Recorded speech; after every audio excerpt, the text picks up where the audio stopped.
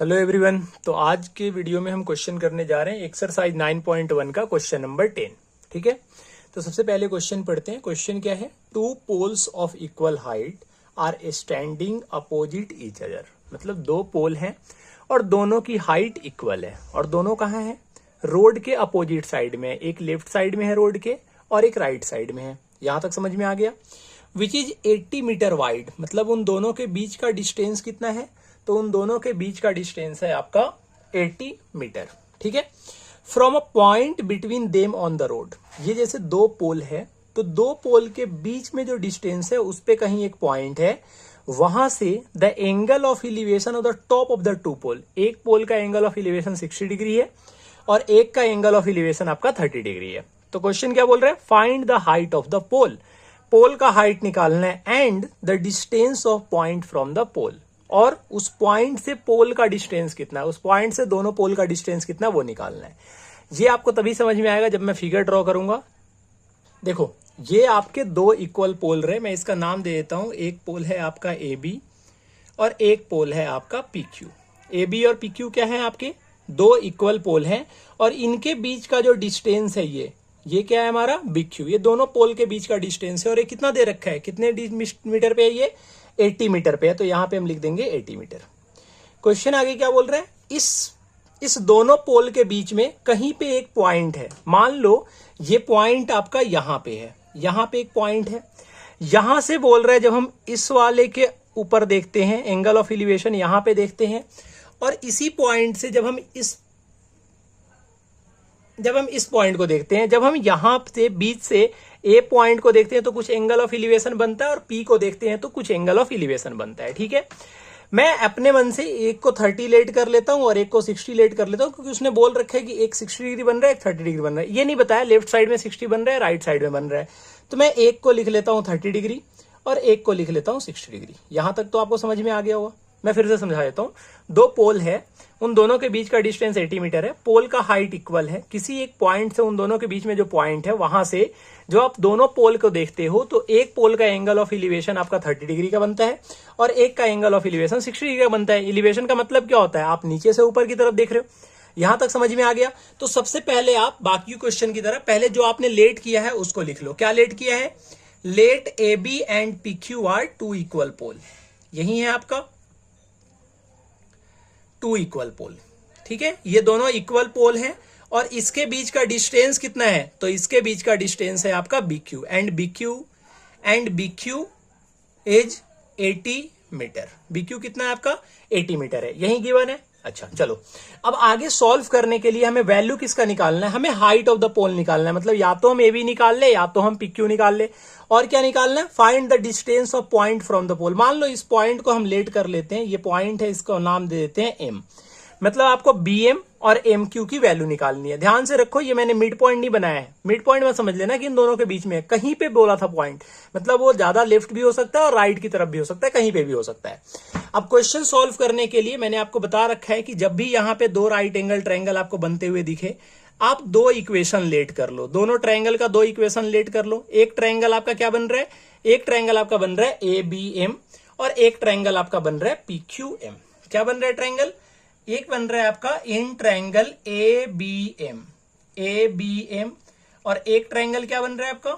एक ट्रायंगल बन रहा है आपका P Q M, in triangle P Q M.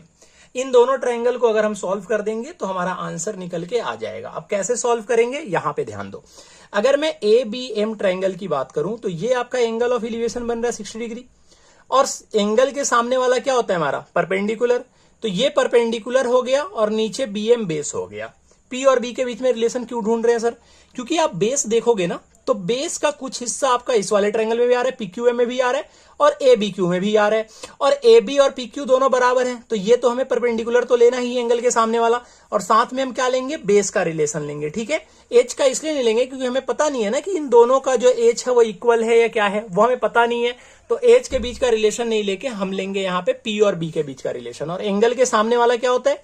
Perpendicular होता है। तो ये हमारा परपेंडिकुलर हो गया, ये हमारा बेस हो गया। तो यहां पे हम लेंगे tan 60 डिग्री और tan 60 डिग्री का वैल्यू कितना होगा? तो 60 के सामने जो साइड होगा वो परपेंडिकुलर होगा। तो आपका परपेंडिकुलर कितना हो गया?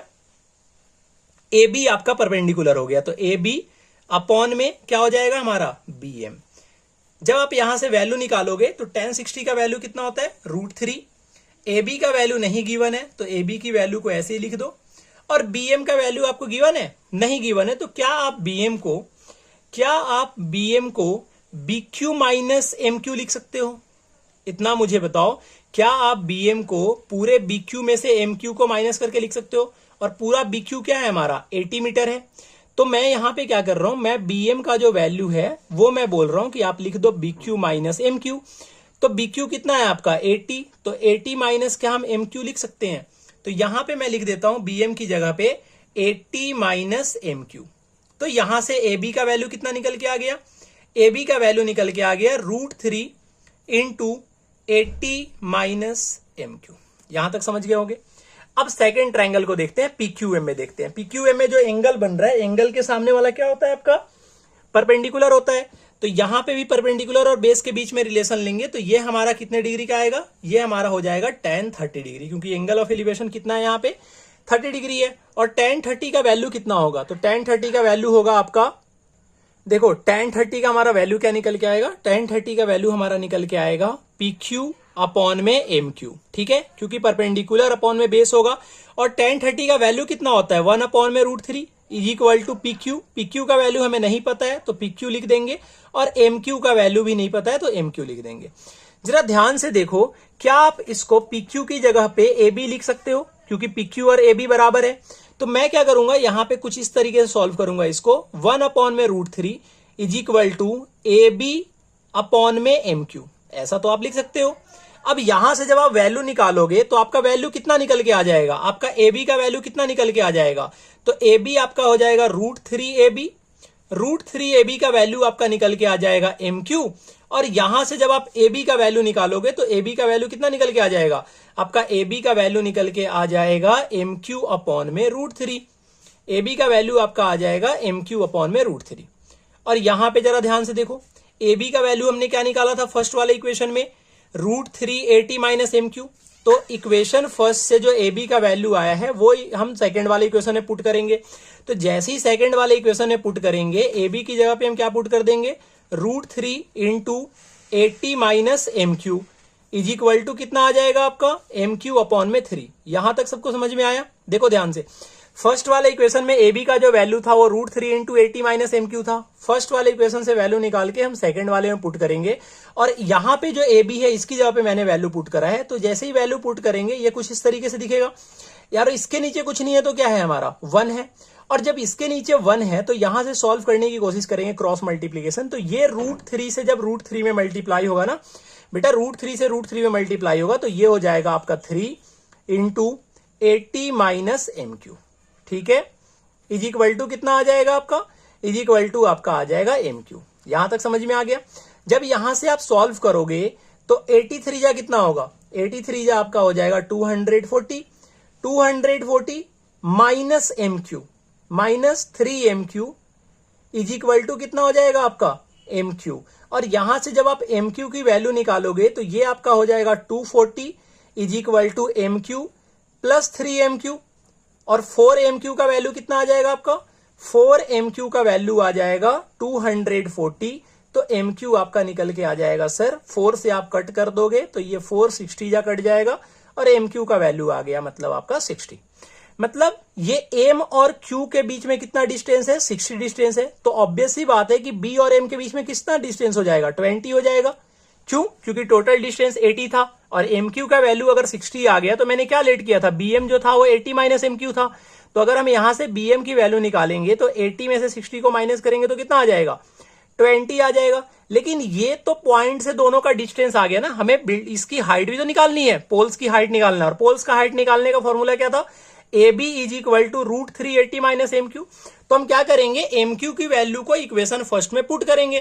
MQ का वैल्यू जैसे ही इक्वेशन फर्स्ट में पुट करेंगे, हम क्या लिखेंगे यहां पे? Putting the value of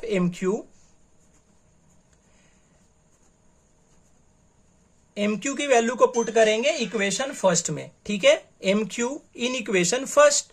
equation first में जैसे ही पुट करेंगे, इक्वेशन फर्स्ट है आपका AB is equal to √3 into 80 minus MQ, और जैसे ही 80 में से MQ को माइनस करोगे, 80 में से 60 को माइनस करोगे, आपका आंसर निकल के आ जाएगा AB इज इक्वल टू 20√3, और यही आपका आंसर हो जाएगा।